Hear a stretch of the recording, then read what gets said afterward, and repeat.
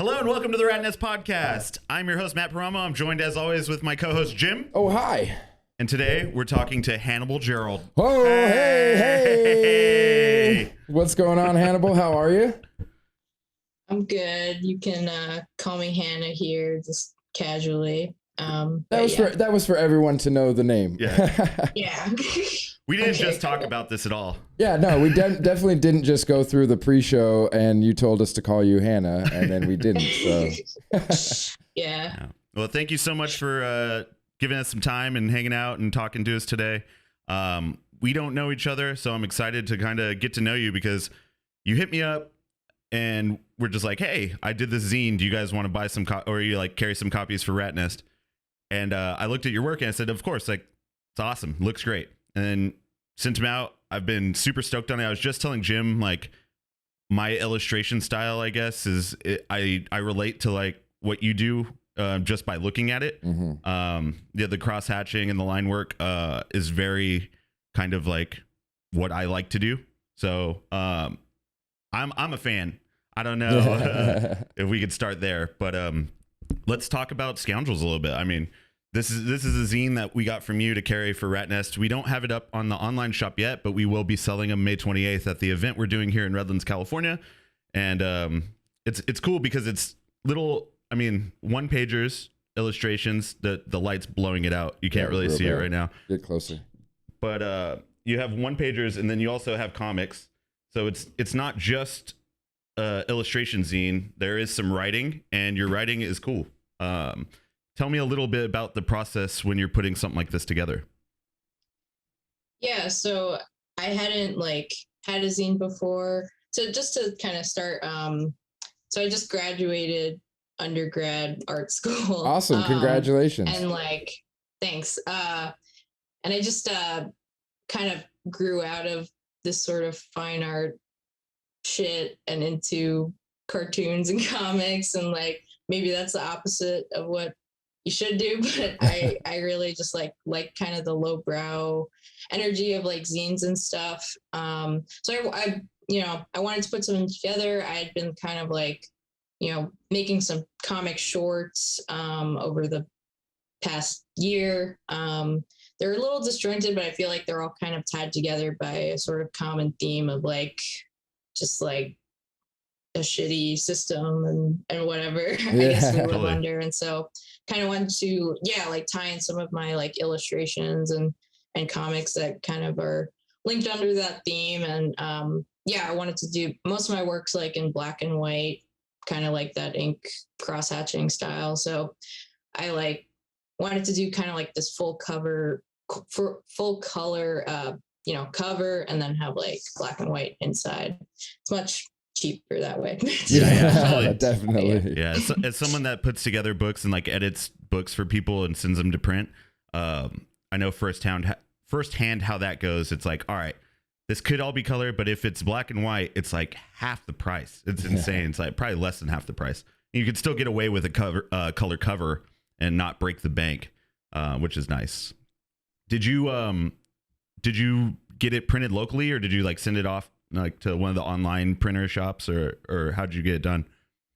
Yeah, I sent it off, and like some people like kind of scoff at that, but like, I think it's just much cleaner than I could have ever done it, just chopping it and stapling it myself. I used Mixum, that service. I think it's a good price for the quality, and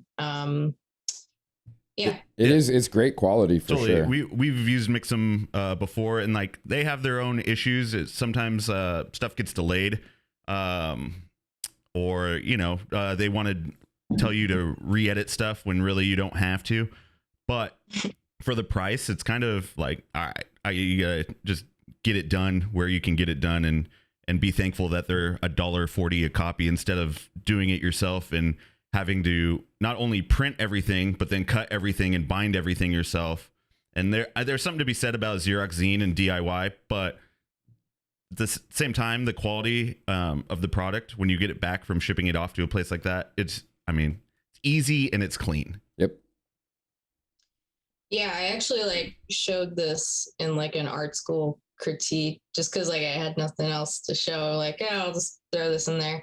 And people were like, kind of like, oh, I just think it's too clean for the subject matter. I'm like, well, if I came here with something that was like shittily put together, I would have been, shit on for that. So it's like, what? I don't know. It's funny. Art school is learning how to take criticism. Like when you do the critiques and you hang your stuff on the wall and you have to like talk shit, basically. Like you have to be able to take it, but also give it. Like, I don't know. It's a strange thing. I guess that prepares you for life as an artist because everyone's a critic. Mm-hmm. But it's interesting because in school everyone's learning, so it's hard to be like, this sucks, or like, Yeah, I definitely like over that time kind of kept getting the same stuff, but I think that's like interesting because you're kind of seeing the trends that people are noticing in your art. Like I've been told several times, like my stuff kind of looks like Mad Magazine or I don't know, just indie grunge type thing, or which is not like something I think I'm just like doing unintentionally, but I think in kind of people saying that I look more into those references, and yeah, I don't know. Were you like a fan of Mad Magazine or like the underground like kind of comic scene of the 70s and 80s with like Crumb and like stuff like that? It's like, were you familiar with that, or is it just kind of you do what you do and then people related it to that? Yeah. I think I kind of like started with other kind of things I was looking at, and then kind of came into that like liking that sort of thing. So I actually I really just liked like really crappy like stop motion animation from like 80s music videos. And so I kind of like draw inspiration from that. Like I think like there's like this Michael Jackson music video that's like a weird stop motion. So I often say like I like the Land of Confusion music video. I don't know if you guys know that, but there's just like this puppet of like Ronald Reagan and Nancy Reagan.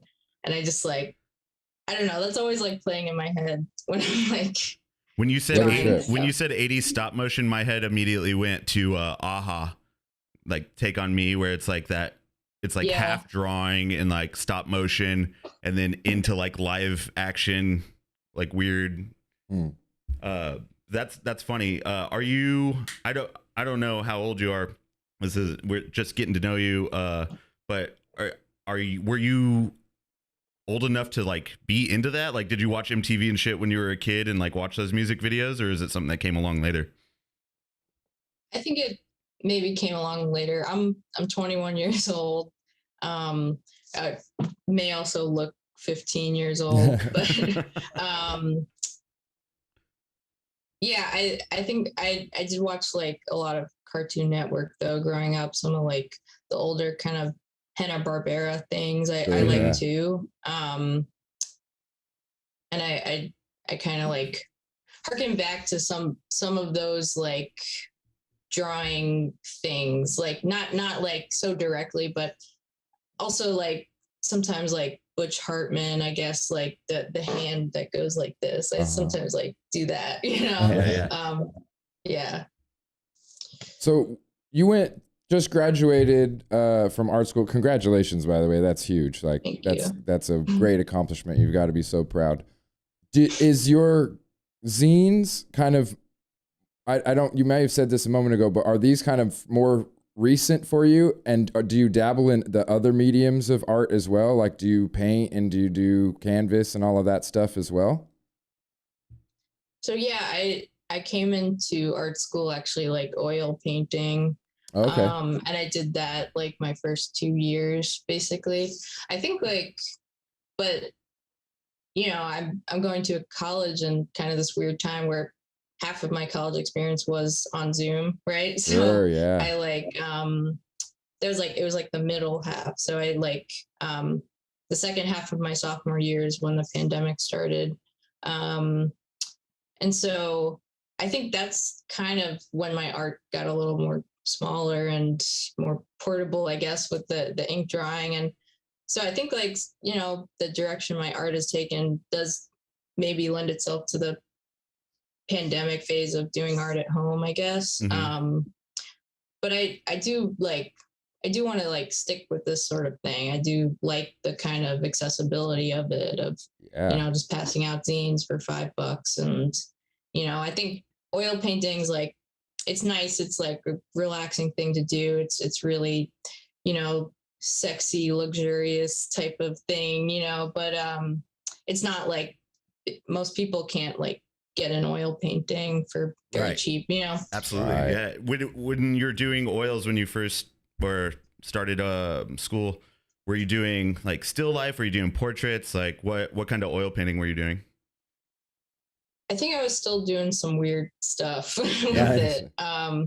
Like I would do kind of like the nude model thing, 3 hours of that. And then I don't know, sometimes just make the head of bunny or something. I don't know. Just was getting, like before college, I'd gone to kind of a like after school art program where I was doing still lifes and that sort of thing.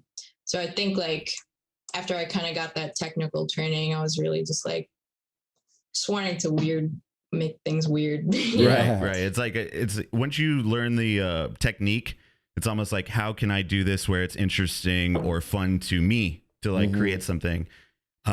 Also having those rules of like going through art school and knowing how to do like fine art and oil painting, you know how to break them now too. That's exactly. It's like you have to know everything before you can do something different, right? Or else you're just gonna get called a fucking poser or whatever, you know. Like, but yeah, it's the same as like music. It's like someone that's classically trained at piano and then is doing electronic DJ sets, but they have that comprehension of the structure and the basis of it. And art's very much like that same thing where you do have to learn the shit so you can talk about it and so you can tell people why the traditional shit sucks and why this is cool. Yeah, I think people will be like more convinced by the world you're building if it's clear you kind of know the rules and then you're kind of breaking it, but within sort of a consistent structure, I guess, within. And that's kind of like what I try to do with some of my illustrations and art, is make kind of like something that's surreal and wacky, but also kind of convincing and has kind of a reality to it, I guess. Yeah, I feel that. It definitely too, even in the vocabulary or the wording, the way that you use it, it brings out the character. You know, as I was flipping through this one, you've got the I don't remember if it had a title on it, but basically the talk show host. And the way that he's talking it to the bear is like, honey, so you got a lot going on. Like you hear the character. Yeah, the personality comes through. Yeah, for that sure. Personality. It was great. It made me smile huge when I read that. I was like, man, I can hear this guy's voice saying this, not just in my own voice in my head. I think that's great. Thank you. Yeah, I appreciate that. And I definitely try to like make that come across like kind of just like that grimy sort of dude talk show host that like definitely, I guess it's pretty clear Tommy Stallion is ripping off Jimmy Fallon. Right? And like I just like hate that man so much. Like, yeah, it's just like it's so clear like that this is like the type of person that, you know, just got into this job because he knew somebody and now he's like just like so out of touch and stuff. And so I'm trying to like make you like hate him but believe he's like this is like a real person, you know. Yeah, totally. No, it's great. When you were putting the zine together, did it start off as just like sketchbook drawings and you're like, all right, I'll take that one, or was it like a conscious effort to draw for the zine? It was a bit of both. It was some just kind of curating stuff. I had been kind of accumulating these short comics, but then also I think kind of adding pieces to it to make it kind of fit into the zine. Like I think that one page that has to do with like the airport, I like drew those things like in the airport on the plane and stuff. They were originally like two separate drawings. But then kind of like for the scene, I kind of made them like 1-page layout that kind of made sense with each other, you know? Mm-hmm. Yeah. So. That's cool. I like when art mimics life. Yeah, like, yeah. you know, It's you're like in the airport, you're drawing about the airport. Yeah. Yeah. When what kind of like I don't know, this kind of sounds cliche or silly, but what kind of like conditions are ideal when you're creating, or do you just constantly draw like in the airport and stuff?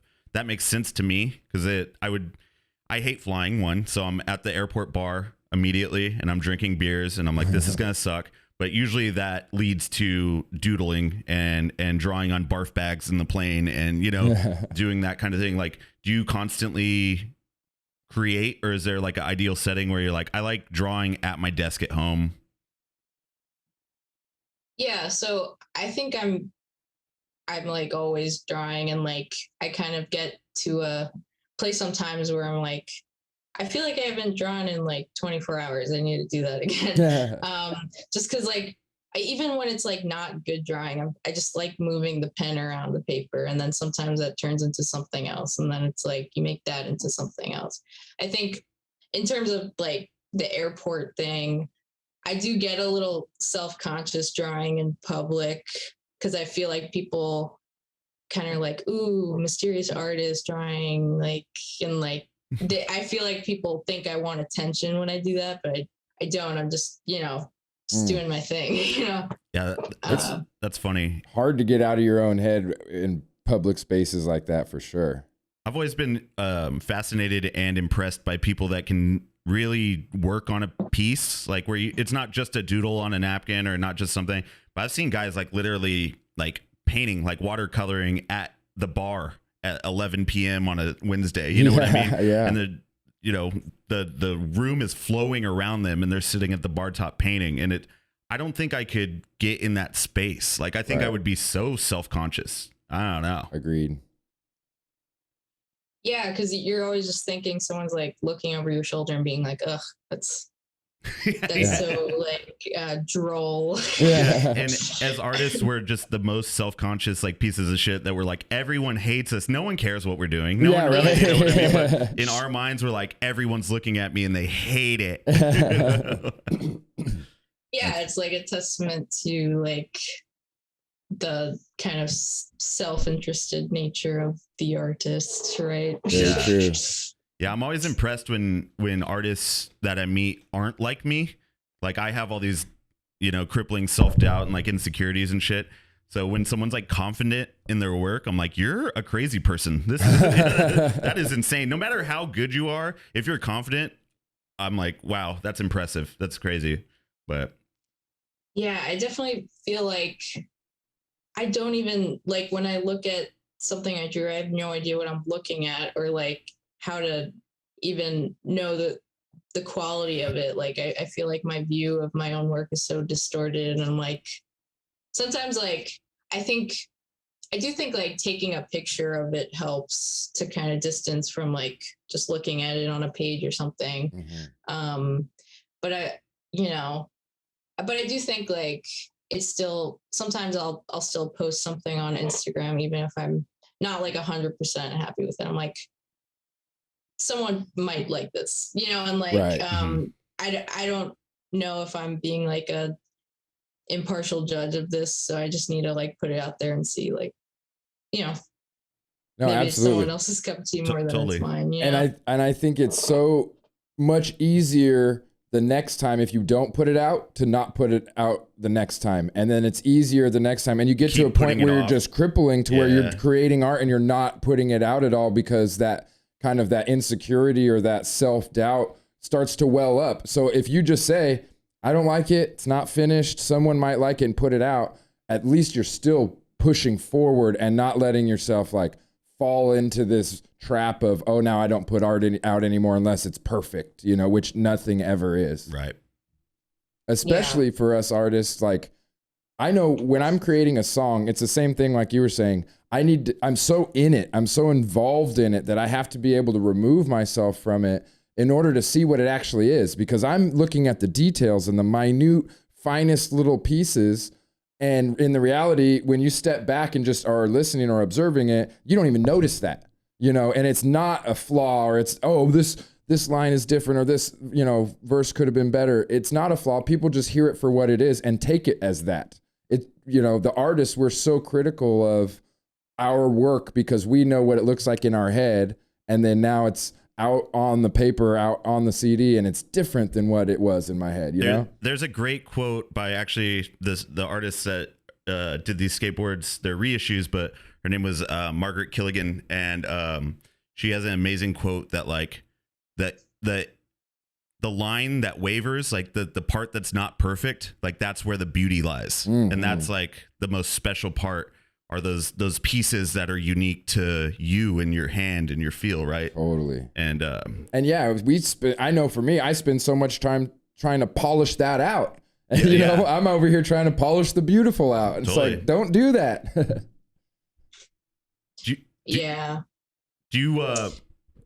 Sorry. I was going to say, do you find yourself hypercritical before you put something out like this zine? Or was this like a conscious effort just to like release it? I think sometimes I'm like, so I'm kind of like battling with that sort of self-consciousness, but also I'm like, I always just want to do things at such a rapid pace and just like do and just like finish things. So I'm like, I really like kind of push past this sort of like, oh, is it done yet? To really be like, I want this out there. And there are like things I would improve about it, you know, and like I think there maybe are mistakes in it, but like people are, you know, the few people that have like bought it are like, you know, they say that's really cool. So I don't see any mistakes in it. I mean, you hit me up and you're like, hey, do you want to carry a few copies of this on Instagram? Did you reach out to a lot of people like to get it out, or like did you talk to local shops? Like what was your attack for releasing this? So yeah, I think it helped to know like a lot of other kind of indie self-publishing people on Instagram, that like mutual followers that are also doing this. And like I'd never like reached out to a comic book shop before, but I think I started with Quimby's Comics in Chicago because I do know someone who like works there. Like, I don't know if you know the artist like Caroline Cash. She's like kind of big in the Chicago scene. I was gonna say like, that it sounds very familiar. I think I've seen her work. I'm trying to think of like the Instagram handle because I feel like that's how I know her. It's like Cash Browns. Right. Yeah. They just did a zine like a month or two ago, and I saw Quimby's like, hey, Cash Browns is repping this, and like they work here, blah blah blah. So I think that's my first introduction to them. But yeah, go ahead. Sorry for interrupting. No, yeah. So like I know her because she was like roommates at one point with my older brother at SAIC, School of the Art Institute of Chicago. So like she's like, yo, yeah, like and she I guess she works there, handles Quimby's social media and stuff, and like was able to help me get it in Quimby's pretty quickly. Then I just kind of kept reaching out to other places. I have it in 2 places here in Pittsburgh. I have it at Copacetic Comics, and which is more indie, and I just got it in Phantom of the Attic Comics, which is like right down the street from me. It's a little less indie, but they're like really nice there, and like, yeah, we'll have it on consignment here. So that's super cool. Very cool. I want to switch course real quick, and I'm curious. There has to be a story behind how you got the nickname Hannibal. I have to assume that there's a story there. Yeah, that was self-prescribed. No one had called me that before. I think I was getting to a point where I like wanted to kind of brand myself, and I had just like, see all these other kind of cartoonists or former, big cartoonists like Art Crumb, and there's also this guy I follow, Wayno. And I see like all these cool names, and I'm like, just my name Hannah Fitzgerald, I feel like it's just so common, like, and it's like 10,000 people on Facebook with it. And like, I don't know. And I'm also just like, I feel like my sometimes people kind of confuse what my gender is. I personally like use like she her pronouns, but I like I do see that I'm kind of, an androgynous person. So I was like, I don't know, what if I like made kind of a moniker that sounded a bit like my name already, but was a bit more like had a nice like ring to it. I don't know. So No, totally. I think that's what I went with. Yeah. Yeah, I was I mean, I think on Instagram you have your pronouns that it says she her, so I was like, oh yeah, it's I was referring to you as her to Jim, but I was like, but Hannibal is also like, yeah, it's androgynous. So I was like, I don't know, dude. Like it could be anyone. It's But I cool. think having a name like Hannibal and like putting like a female using the name Hannibal, that to me is like it pushes it further. You know what I mean? Now there's something to it. It's not just, oh, her name's Hannah and she wanted a fun name off of her name. Like, no, there's, I don't know. It opens it up more. It makes it more interesting or intriguing or something. It's definitely more intriguing to me. I don't know that for sure. I agree with that 100%. Yeah, I think so. And I also think my like Instagram tag is also a little confusing too. That cracked me up when he said your email, email, that cracked me up, man. Yeah, Mr. Banana Woman. So it was like, originally I was just going to do Mr. Banana, but then like I kind of was talking to someone and they're like, I don't really like that you're just Mr. Banana. Like I don't like that you're using that. I'm like, okay, well then I'll just add woman to it. So there's no confusion there. Yeah, there you go. So I was going to ask you, when you're recently graduated your undergrad program, was art always something that you wanted to do? Like obviously it's been a choice to go to school for it. What do you do like for work? Are you just a working artist, or how do you support yourself? Right. So yeah, I think that was always in the cards for me, is doing art. Like just at a very young age, I was just like always drawing. And I guess like, I don't understand like, I guess people that just kind of get into art to like, I guess like Jeff Koons types who just like are like, this would be a good business opportunity. Yeah. Do it for the money. I just like making silly pictures, and because it's really fun and gratifying.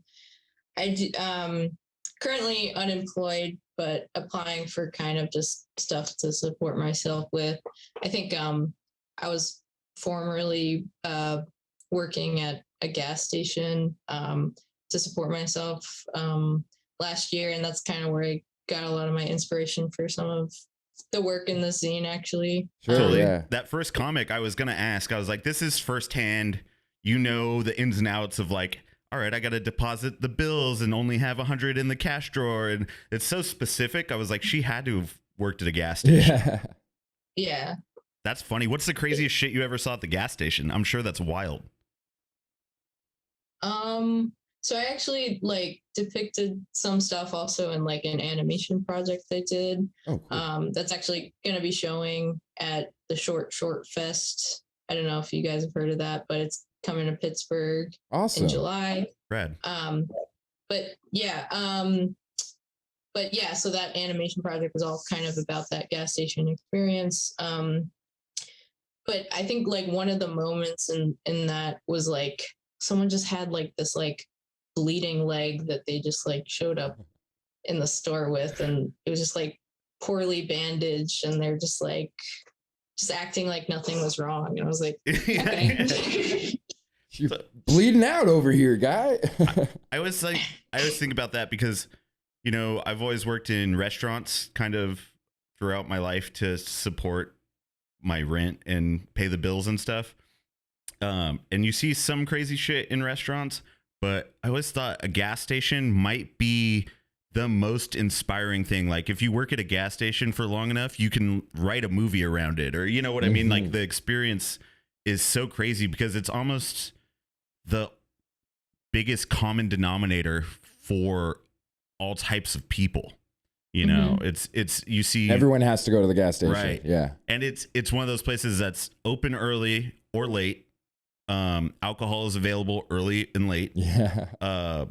And then just the mix of necessity for gas and crazy people that tend to gravitate to those places has to be super interesting and like surreal at sometimes, you know?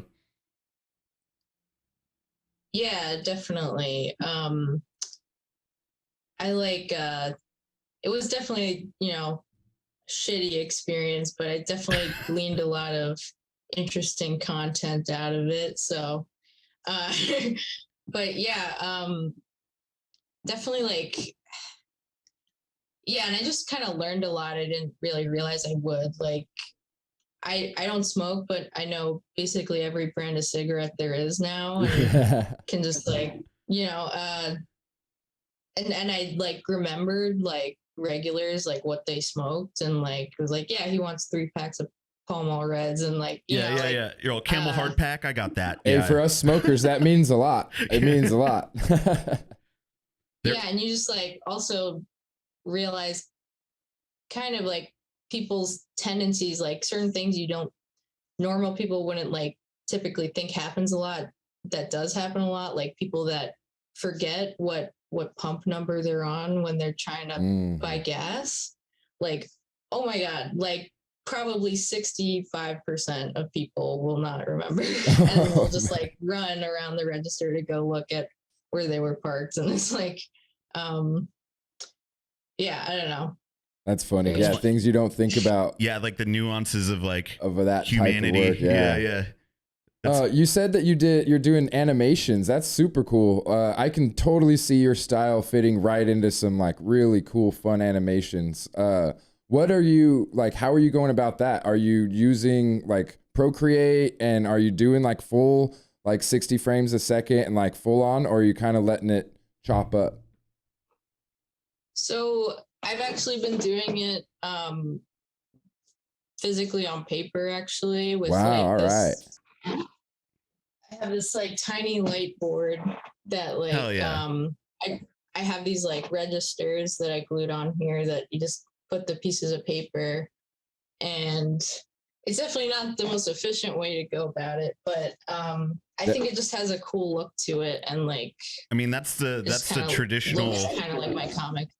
Right. And that's like traditionally you sit there and you draw all each page, each frame, and take the pictures, you know, to do it. I always wanted to be an animator, like involved in cartoons when I was a kid, until I realized how much work it actually is and how much like repetition, and that it's not fun per se. Like the outcome's amazing and the outcome of the project is fun, but sitting there and being like an animator is grueling, intense work. Like good for you for sitting down and doing it like that, because that's pretty insane.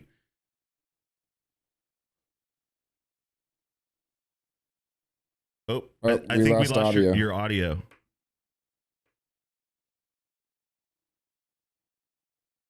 Uh-oh. Yeah, something happened. Something went wrong. Haywire. Can you hear me? Now we can hear you. Yeah. Right. Sorry. Go ahead. Oh, okay. Yeah, so I think like with a medium that takes so much time and like energy, people are almost like sometimes more critical of it, and when they notice like little details. Kind of notice like people aren't as critical as like an oil painting that someone just kind of splattered on. There's like, oh, it's up for interpretation. But like with an animation, it's like, oh, I noticed this little jump cut, or like, it's definitely less forgiving than like a painting would be, where, you know, it's kind of open, like you said, to the viewer's interpretation of it. If an animation's not technically proficient, or if there's any hiccups in it, it's very evident, and it's easier for people to be like, oh, that's a fuck up. Right. Yeah. Because have you ever seen Super Friends, and like Yeah. I find that show really funny because it's so clear how like cheap and how many shortcuts they take with that. I don't know. I kind of watch it sometimes. Like I think there's something kind of endearing about really cheap, shitty animation Yeah. Yeah. sometimes too. I think You Adult know? Swim kind of helped push that feeling too. I think a lot more people feel that now and can kind of jump into a more lowbrow animation or even story. You know, some of the stories that they tell are ridiculous, but it's done in such a way that's like, okay, I can get behind this. You know, it makes it fun. It makes it like, okay, it doesn't have to be polished in order to be on TV. Right, you right. know? Yeah.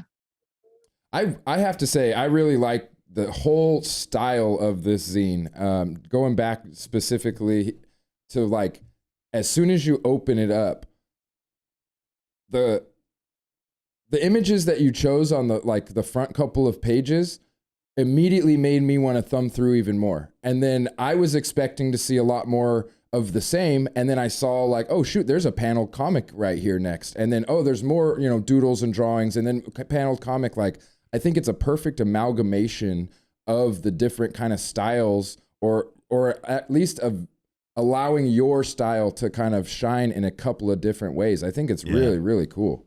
Have to give you a lot of props for not just the work that you did, but also the way that you were able to put it together in that, like, made me want to turn to the next page. So great job.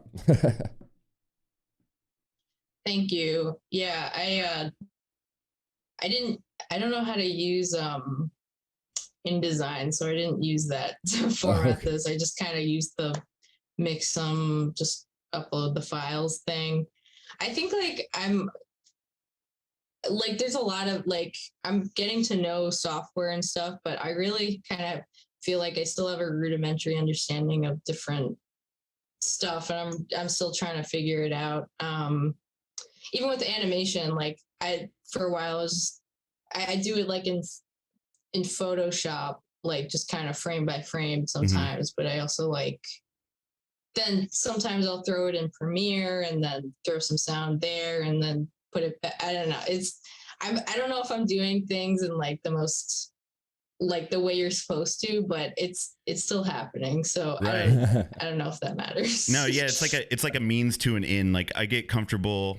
I think I use Photoshop for everything. Like even though there's probably better ways to do something or like avenues that would make it easier to get the finished product that you want, but I'm also unfamiliar with those things, so I just do it the hard way, or I do it the way that I'm most comfortable with. And I don't know, I think there's something to be said about like what you use to create it has like a fingerprint of like that's part of your style, like that's part of like how you do something, right? Like it's I don't think there's really a right or wrong way. Sure, there might be a more expedient way or a way that, you know, might not take as much work, but like you said, I think that process ends up fingerprinting the whole work in and of itself. And for all you know, you might be creating a new process that people are going to use in the future to get that style, you know? And so we always think, oh, what's the right way to do this? Or how am I supposed to do this? It's like, you're supposed to do it in a way that just gets it done. However the end product comes out, that's it. Yeah, I heard someone say like your style comes down to like the shortcuts you take, but I also think it's just like the maneuvers, like how you just get there, you know? Even if it's not the shortest way, or it's just the way you know how, and it's natural, and you know. Well, just like you mentioned earlier, it's in that imperfection in the line where the beauty lies, you know, and it's the same thing in the process. You start to see that beauty in that process of, well, if you had used, you know, InDesign or Procreate to do this, it would look completely different because it would be so much more, you know, X, Y, or Z, you know, the way the program uses it. So I think the figuring out your own process is probably the hardest and yet most like beneficial thing that people don't do. You know, that, oh, I'm just going to take the process that people give me and I'm going to lay my work down and that's it, rather than finding what works for them. And when you find what works for you, you're a hell of a lot more motivated to do it, because now it's not some learning curve that you have to establish. Yeah, like I found out pretty early on I wasn't that great at drawing digitally. But I do know how to use Photoshop to make my on paper drawing look better and Sure, cleaner, right. you know? And so I think that works just fine. And like, I enjoy drawing on paper a lot more, the feeling of it. And like, Yeah. I had kind of a professor like say, oh, you should just do this digitally. It'll take so much less time. I'm like, it's such a, just an industry thing to say, you know, it's like more efficiency. It's like, I'm just doing like the way that I know and I enjoy and yeah, I don't know. Yeah, no, I feel that. I'm always tempted to like work digitally because I know that it's gonna take steps out of the production part of it. It's like, all right, I can get to point B from point A quicker if I just did this on the tablet in whatever program with the Apple Pencil or whatever. But it feels like a little cold to me, and I don't really like working in that way. So I tend to draw everything like in ink and then scan and then, you know what I mean, clean it up maybe. But when I was like I said, your style is like was very genuine to me because I feel like we have similarities in the way that we draw and the cross hatching and the line work. And I was wondering, do you use pencils? One, because I normally I pen everything and I don't use pencils, and it saves a lot of editing time and it makes the product look a little cleaner on the back end to me because you don't have to try to like take out those sketchy lines. But do you ink everything or do you pencil and then ink? Yeah, I usually just go straight in with the ink, and like that's usually what I do for just one-off illustrations. Like sometimes like I won't know what I'm going to draw, and like recently I've started just kind of drawing random lines and then filling something in with those random lines I drew, and like, oh, this kind of looks like this weird head thing, and I'll start with that. But I did start using pencil when I started doing comic pages because I felt like I was kind of lying to myself thinking I could just go straight in with pen, and I just kept messing up. I'm like, I should maybe sketch this out first. So yeah, I think for comics I generally use pencil first, but just one-off illustrations I'll just go straight in with ink. Well, like looking through the zine, it's like your line quality is solid. Like it's very clean, and sometimes in my experience, when you go pencil and then ink and you don't clean it up correctly and you're editing digitally from those sketchy drawings, you lose some of that quality and or have like ghosting and like different shit, which I didn't notice in your work. So I was like, fucking right on. Like very, very nice job. Thanks. Yeah, I do like the sketching is pretty minimal, just kind of making sure like things aren't like the composition is gonna be like right, you know, not wonky. But like most, like I won't do like super intricate details with pencil, I guess. Because if I mess up with pen, I'm usually just gonna fix it in Photoshop, you know. Right. Or I do these like wacky things where I'll like white it out or put like little white pieces of sticker paper on top of it and draw over it, and yeah, that's a good idea. Yeah, I mean, that's great. That again, any means necessary to get the desired finished product, right? It's like what works for you might not work for everyone, or like everyone might not know how to do that or work with that, but the finished product's rad. So yeah, definitely. Thanks. Yeah. I'm sorry, I didn't mean to cut you off. Go ahead. No worries. Yeah, I was just gonna say, like, I guess like with the sort of whiteout thing, because I'm not really concerned about this like original precious art objects of like the comic original page, you know. I don't really care about that because that's not like the end all be all. It's like what gets printed, you know. That's the art. That's just the means to get to the end. Yeah. I know earlier you mentioned some of the like people that you've been compared to as far as your comics go and your style. Would you say you have a specific artist or somebody who is like been the most influential or inspirational to you? Like whether it be in comics or in painting or any facet of your art that kind of drove you to where you are now?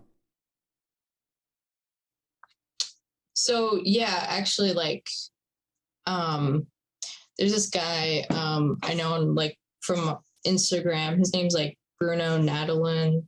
He's like a printmaker, really does a lot of like etchings and hard ground, soft ground stuff.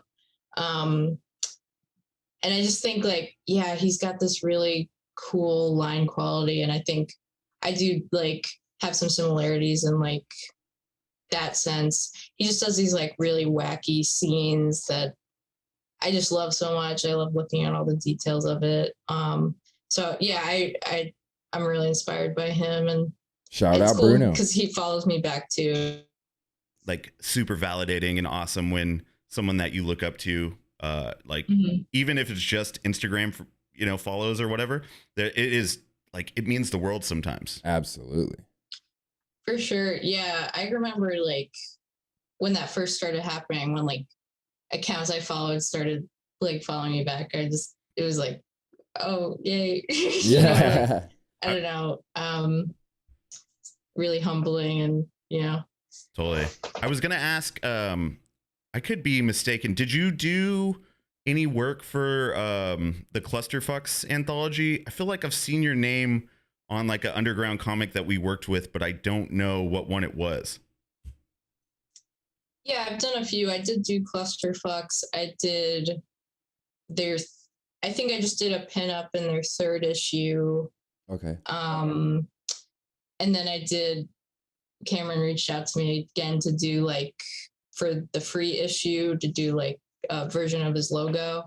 Oh, cool. That's what it was. Yeah, that's what we saw. Yeah, that was the most recent one that we printed, and I had a page in that too. So I was like, I know I've seen her work, but I couldn't remember where it was from besides the zines that you sent me. So I was curious. Shout out Cam. Cam's such a great guy. Awesome road, and been with us from the beginning too. He does great work. And I watched on this podcast. He's just like so charismatic. I'm not gonna be like that. It's funny because when I first met him, I was like, are you putting on like a character? Like, is this how you always are? But I think that's just really how he always is. He's got so much positive energy just like flowing out of him at any given moment. I love it. Yeah, I emailed him that illustration, and he like replied really instantly like, "This is great. I'm tickled pink." That sounds. I can hear him say that. I can't. Cool. I love it. Yeah, I love it, dude. All right. Well, we're about getting to time right now. I think that's like a good point to call it a day. But before we get out of here, is there anything you want to promote or tell the people where they can check out all your work at? Yeah, so you could follow me on Instagram at Mr. Banana Woman, spelled out. Mr. is spelled out. You can also check out my website, HannibalGerald.com. I paid for that domain, so nice, official, like a referee with a whistle. Yeah, that's about it. Awesome. Well, thank you so much, Hannah. I really appreciate you getting in contact and getting me the zines and being down to do the podcast. It was cool to get to talk to you. Seriously, it's always fun to talk to artists, and when like I said, I feel like there's similarities in the way we draw, so it was very cool to kind of get your perspective on things. Yeah, this was a lot of fun. Never been on any podcast. I think I've usually been kind of just shrouded in mystery, but now I'm, Hell yeah. We're exposing you to the world. All 150 of them. Yeah, all 150 people that are going to watch this. Yeah. No, but definitely go check out Scoundrels. Yeah, wherever you can, order it up. We'll have some of them here at Rat Nest Art Fest on May 28th in downtown Redlands. We also, I assume we're getting them up on the site, right? Yeah, if we don't sell them all out at the show, I'll put the other copies on the website, but I'm kind of saving it for the table for right now. Yeah, definitely. No, it's super good work. Hannah, I mad respect. Keep doing what you're doing. I love it. So don't change. Hell yeah, thanks again. All right, this has been another Thank you episode guys of the so Rat much. Nest Podcast. You can catch us every week on YouTube on Fridays and anywhere where you stream your podcasts for the audio. Go to ratneststickerco.com for shirts, stickers, zines, comics, and more. Am I forgetting anything? Rat Nest Art Fest, May 28th, downtown Redlands. Jim? Rat Nest Art Fest, May 28th, downtown Redlands. Hell yeah. Awesome.